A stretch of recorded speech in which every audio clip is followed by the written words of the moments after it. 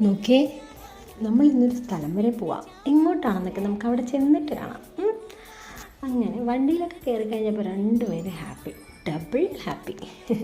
ഇത്താത്ത കൂടെ ഉള്ളതുകൊണ്ട് അച്ചുമോൾ triple happy. അങ്ങനെ നമ്മൾ സ്ഥലത്തെത്തി. എവിടെയാണെന്നല്ലേ, നമ്മുടെ സ്വന്തം പനങ്ങാട് ചെട്ടിയിൽ. അവിടെ പാർക്കുണ്ട്, കുറച്ച് ഇരിക്കാൻ സ്പേസ് ഉണ്ട്, ഇതേപോലെ കാണാൻ കാഴ്ചകളുണ്ട്. കുറച്ച് നേരം വേണമെങ്കിൽ കാഴ്ചകളൊക്കെ കണ്ടു കഴിഞ്ഞ് രണ്ടുപേരും ഊഞ്ഞാലിൽ ആടാൻ കയറി. ആടി കുറച്ച് നേരം കഴിഞ്ഞ് കഴിഞ്ഞപ്പോഴത്തേക്കും അച്ചുമോൾക്ക് മതിയായി, സ്വാഭാവികം. പിന്നെ ഐറുമോള് ഇത്താത്ത ഒറ്റയ്ക്ക് ആടാൻ തുടങ്ങി. ആടി കുറച്ച് കഴിഞ്ഞപ്പോൾ ഇത്താത്തക്ക് സ്പീഡ് പോരത്രേ. പിന്നെ സ്പീഡിലാട്ടി സ്ലോയിലാട്ടി അങ്ങനെ ഇത്താത്തായോ അവിടെ നിന്നിറങ്ങി. പിന്നെ രണ്ടുപേരും കൂടെ കളിയായി. രണ്ടുപേർക്കും തീറ്റിപ്പാലത്തിൽ സ്റ്റെപ്പ് വഴി കയറണ്ട, ഇങ്ങനെ കയറി കളിച്ചാൽ മതി. അച്ചുമോക്കാണെങ്കിലോ ഇത്താത്ത കൂടെ ഓടി കളിക്കുകയും വേണം.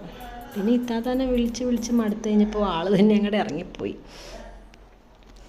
കുറച്ച് നേരം അവിടെയൊക്കെ അതിലും കളിച്ച് കഴിഞ്ഞ് ഇറങ്ങി.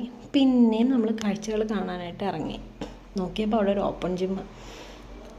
അപ്പോൾ നമ്മുടെ ഇത്താത്താക്ക് അതിലൊരെണ്ണത്തിൽ കയറണം, എവിടെയെങ്കിലും കയറിയാൽ മതി.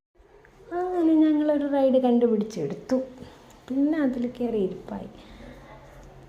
ആൾക്ക് വർക്കൗട്ട് ചെയ്തിട്ട് മതിയായില്ല, തിരിച്ചിറങ്ങുന്നേ ഇല്ലായിരുന്നു. പിന്നെ കുറേ കഴിഞ്ഞ് നമുക്ക് അത് കാണാം ഇത് കാണാം എന്നൊക്കെ പറഞ്ഞ് ഒരു വിധത്തിൽ പിടിച്ചിറക്കി.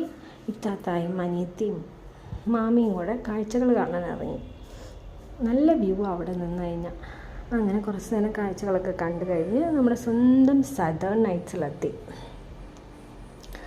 അവിടെയും ഇതേപോലെ കുറേ നേരം ഇരിക്കാനും സംസാരിക്കാനും ഒക്കെ, കുട്ടികൾക്കായാലും വലിയവർക്കായാലും എല്ലാവർക്കും നമുക്ക് ഇരുന്ന് രസിക്കാനായിട്ടുള്ള സ്ഥലമാണ് നമ്മുടെ സ്വന്തം സദേൺ നൈറ്റ്സ്.